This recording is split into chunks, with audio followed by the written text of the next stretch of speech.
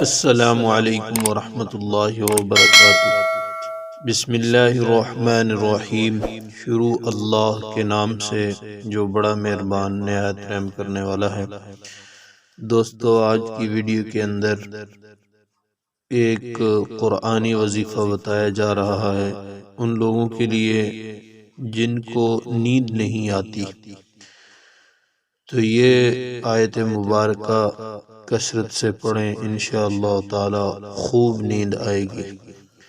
آیت مبارکہ یہ ہے: اعوذ باللہ من الشیطان الرجیم، بسم اللہ الرحمن الرحیم، ان اللہ وملائکتہ یصلون علی النبی یا ایہا الذین آمنوا صلوا علیہ وسلموا تسلیما۔